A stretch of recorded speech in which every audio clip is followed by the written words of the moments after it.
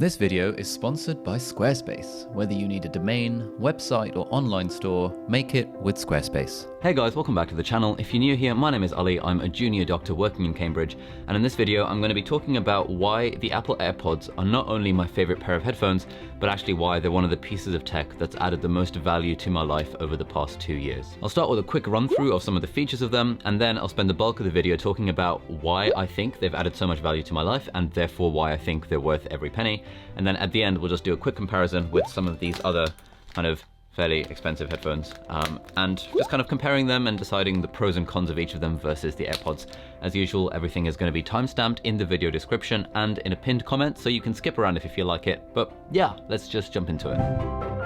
Alright, so the most important selling point is the convenience of the AirPods. They come in this little box. You can store the box in your pocket at all times, and if you want to get something out, you just open the box, put them in one ear, put the other one in the other ear, and then you automatically connect it to any iOS device that you own, and you can just hit play on your Apple Watch or using Siri or using your phone, and then you're playing whatever you like. Another really cool feature is that if you're listening to something and you want to speak to someone in real life, you just take out one of the AirPods, and then that automatically pauses whatever you're listening to, and then when you finish your conversation, you put it back in, and then it resumes exactly where you left off. And I find myself using this at least once every day, and I get a little burst of endorphin release in my brain whenever I do, because it's just really cool. Sound quality is pretty average, if I'm being honest. Sound quality should not be a reason why you buy these. Convenience should be a reason why you buy these.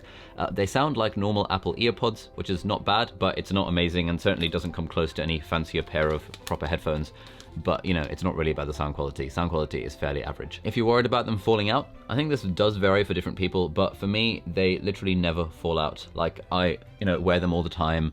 I take them to the gym, I cycle in them, I run with them in the rain, the cold, and the wind, and I can count on one hand the number of times they've ever fallen out. In fact, the only time they have fallen out is when I've been playing squash against myself, hitting a ball against a wall, and if I occasionally miss-hit it and fire the ball straight back at my face and I have to duck, then that sudden movement causes one of them to fall out. But I mean, apart from extreme circumstances like that, they just kind of stay in my ear. And this was quite surprising to me. Like, before getting these, I thought, oh God, what if they fall out? And I was taking that risk, but they just don't fall out. It's a pretty marvelous miracle of engineering. Okay, so that was a quick look at some of the features of the AirPods, but to be honest, I don't really like thinking about features that much. I think because tech is ultimately a tool, it's a lot more important what you do with it rather than the product or the tool itself. So if the AirPods are a tool, then what can you do with them that justifies their price tag of, I think, £160 these days?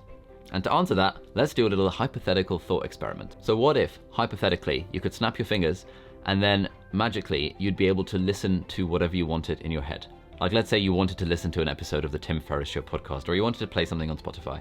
What if you were able to just snap your fingers and suddenly this, there would be some magical chip or something in your head that would just allow that to be heard in your ear?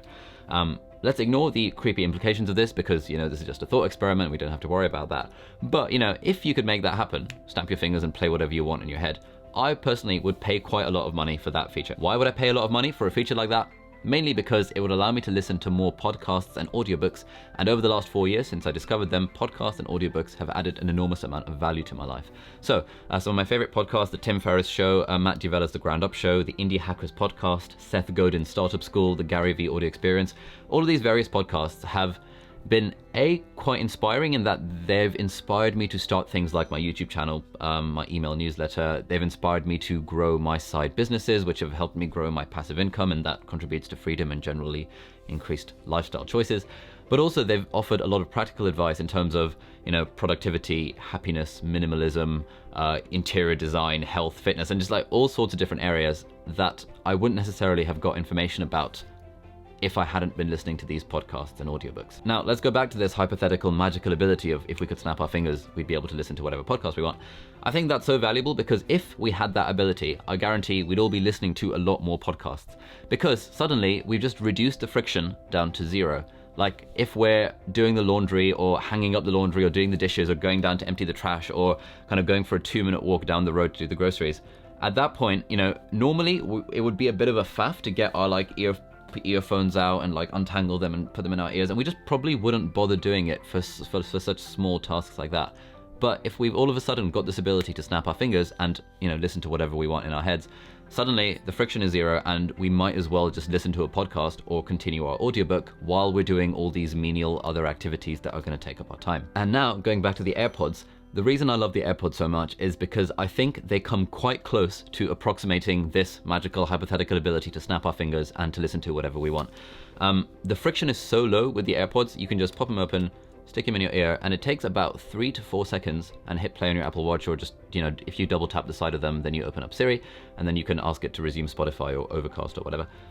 The friction is so low that I found that in the last 2 years since I've had these AirPods, I have been using them practically every day while doing menial activities around the house, like, as I said, putting out the trash, doing the laundry, hanging up the laundry, doing the dishes, all of this sort of stuff that previously I would not have been listening to anything because it's too much of a faff to get my proper headphones out or to, untangle my EarPods or whatever. But now, because the AirPods just make it so convenient, I've ended up listening to a lot more podcasts and audiobooks over the last 2 years since owning these. And as we established, because podcasts and audiobooks can add value to your life, therefore the AirPods add a lot of value by facilitating that, listening to audio experience, if that makes sense. So hopefully by this point, I've explained that, podcasts and audiobooks can add a lot of value to our lives, at least they have for me. And if something as small as these can reduce the friction to listening to podcasts and audiobook, and therefore can facilitate the process of listening to them, then these are going to be quite valuable, which I have found in my life as well. So the question is, are they worth the £160 that Apple asked us to pay for them? And in my opinion, the answer is yes, every day of the week. I've had these for just under 2 years now. That's 24 months. 160 divided by 24 is like £6.50 or something. So the question is, would I be happy to pay £6.50 a month to have the ability to snap my fingers and listen to whatever I want, whenever I want, or something very close to it? And the answer is yes, in a heartbeat. £6.50 a month is absolutely worth the price of these, given the amount of value that they've added to my life over the last 2 years. So that was the main thing that I wanted to say in this video. If you have an iPhone or any kind of iDevice and you listen to a lot of podcasts or audiobooks, then you should definitely get the AirPods. You won't be disappointed. But now let's just do a quick comparison with some of these other headphones. And I think the most fair comparison is with these Beats wired-y sort of wireless headphones. And these are quite popular. This one is about £150, but you can get it for free when Apple does their education-y discount things, like I got this with my MacBook. But you can get similar ones on Amazon for about 20 quid, like the Jaybird or other kind of brands. And I used to have these similar earphones before I invested in the AirPods. Now these are quite nice. They are sort of wireless and they do fit in the ear a bit better. So these are more designed for sports. You have to like hold the button down for a few seconds and then it turns on. And the Beats ones are pretty good because of the synergy between Beats and Apple, because Apple owned Beats. And they've got these ones have got some kind of processor in them that lets it connect to iOS devices automatically. Because of that, they're quite convenient to pair. But even so, I found myself having to use these for a period of about a month when I thought I'd lost my AirPods. Turned out they were actually behind the sofa, which was a bit annoying. But I had to use these, and I found that even with something as convenient as these, even with headphones like this that are designed for the Apple ecosystem, it was still a lot of a faff to actually use them on a regular basis. And actually, I ended up only using my earphones when going to and from work, which is about a 10-15 minute skateboard ride. I'd take the effort to put them on, press the button. But I found that when I was doing chores around the house, I just wasn't getting these out because A, they were prone to getting tangled up even with such a small wire, because with this whole stuff. And secondly, the friction was still too high to bother kind of putting them in and listening to a podcast if I was just doing something like hanging up the laundry. So even when you've got product designed for the Apple ecosystem, they still don't come anywhere close to the AirPods in terms of the amount of convenience that they offer. So that's something important to mention. I've also got these Bose QC35s. These are wonderful. These are amazing noise cancelling headphones. Incredible for planes and trains and the London Underground where it's very noisy. But I don't take these out of the house unless I'm traveling for long distances because, again, these are, even though they're wireless, they're just, I'm not going to get these out of my drawer and put them on and then turn them on, wait for them to pair, connect it to all these iPhones. I'm not going to wait for all that to happen just to do something like put out the trash or put out the laundry. And I'm definitely not going to wear noise cancelling headphones when I'm going to work on my skateboard or cycling or anything like that. So these are amazing for long distance travel, but otherwise I don't really use them. And finally, I've got these wired Audio-Technica ATH M50Xs, which I only ever use for music related things. Like if I'm creating an audio track on Logic Pro or something, apparently these give you a better, almost studio sounding quality rather than stuff like this, because proper headphones distort the bass and all this stuff. I don't really know. I got these for music editing and I only ever use them for that. So yeah, no one really uses wired headphones anymore. Like, why would you use wired headphones if we joined the wireless revolution? But yeah, that brings us to the end of this video. I hope you found it useful. Essentially, the point I've tried to argue is that the AirPods are bloody incredible. They're really, really good. And I think they've added a huge amount of value to my life over the last 2 years, because they've allowed me to listen to more podcasts and more audiobooks, because they have just reduced the friction of, listening to stuff, to the point where I'd happily put them in and listen to stuff while I'm doing menial activities around the house, like doing the laundry or putting out the trash. And I think they're worth every penny, and I'm going to keep these on me forever. And hopefully at some point the AirPods 2 are going to come out, so you'll see a video review about those. But to be honest, I think, there's not much point in waiting. If you think these can add some value to your life, there's no point thinking, oh, Apple might release the AirPods 2 in 8 months' time, so I'll wait for those. I reckon just go for these. You won't be disappointed. They are absolutely amazing. Right, that's enough fanboying for me for one day.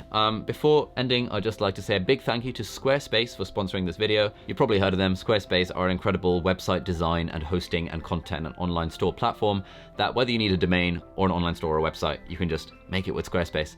I'm actually redesigning my own personal website using Squarespace. They've got a ton of amazing, really nicely designed templates that you can choose from. They've got 24/7 customer support, so if you ever need help with anything, even if it's like a coding thing, if you're being all fancy, if you need help with anything at all, you just message them or call them and they get back to you immediately, which is really cool. And I'm redesigning my website because I want to incorporate more tech reviews, written actual text tech reviews in it. I want to include some of my videos. I want to include some of my graphic design and web design portfolio in it.